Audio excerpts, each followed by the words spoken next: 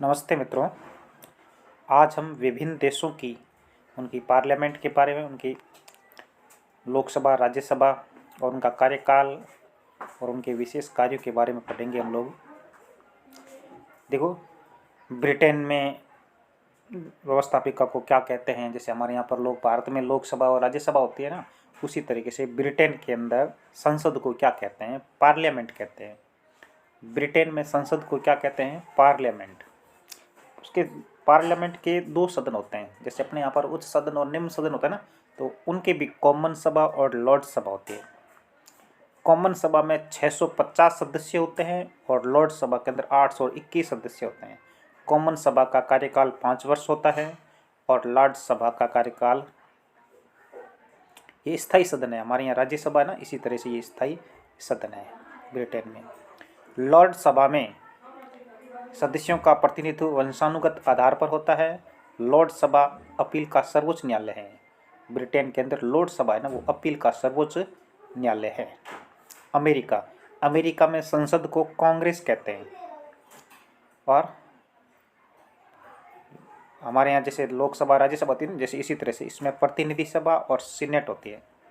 प्रतिनिधि सभा में 435 सदस्य होते हैं और सीनेट में 100 सदस्य होते हैं।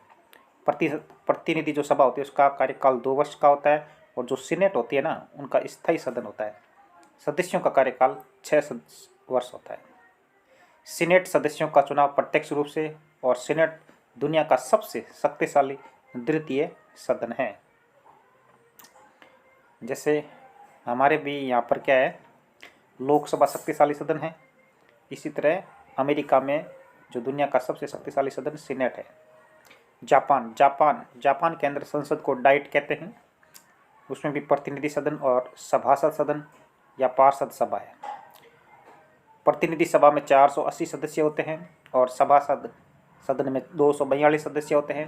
प्रतिनिधि सदन के सदस्यों का कार्यकाल 4 वर्ष होता है और सभासद सदन के सदस्य होते हैं, उनका कार्यकाल स्थायी होता है। और सदस्यों का जो कार्यकाल होता है, स्थायी सदन सदस्यों का 6 वर्ष का कार्यकाल होता है। सभासद सदन एक अर्धस्थायी सदन है जिसके आधे सदस्य प्रति 3 वर्ष बाद रिटायर होते हैं।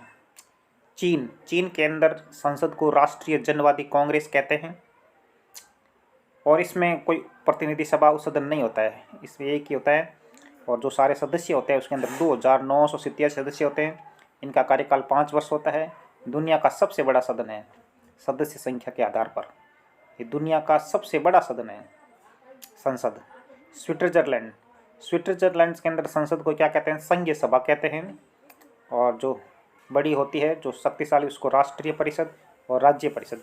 राष्ट्रीय परिषद के अंदर 200 सदस्य होते हैं और राज्य परिषद में 46 सदस्य होते हैं। राज्य परिषद के सदस्यों का कार्यकाल 4 वर्ष होता है और राज्य परिषद के सदस्यों का कार्यकाल, ये स्थायी सदन है जैसे हमारे यहाँ पर राज्यसभा है, और इसमें अध्यक्षों का कार्यकाल 1-1 वर्ष होता है।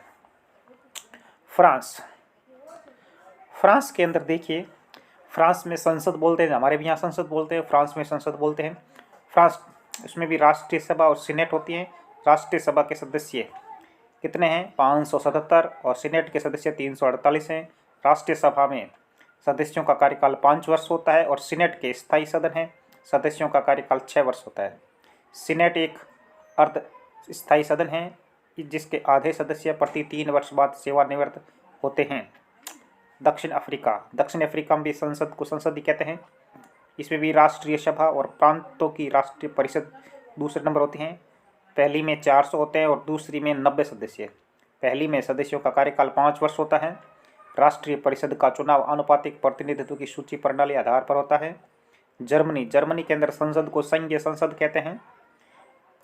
जर्मनी के अंदर बुंदेस्टाग और बुंदेस्त्रात, ये 2 नाम हैं सदनों के, बुंदेस्टाग और बुंदेस्त्रात। पहले वाले सदन होती है उसमें 656 सदस्य होते हैं और दूसरे में 69।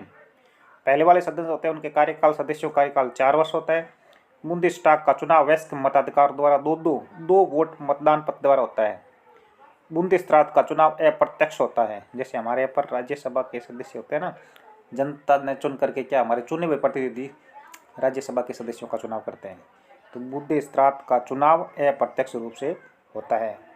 तो ये हमने विभिन्न देशों की संसदों के नाम के बारे में पढ़ा, उनके सदस्यों के कार्यकाल के बारे में पढ़ा, और जो दुनिया का सबसे बड़ा शक्तिशाली है उसके बारे में पढ़ा।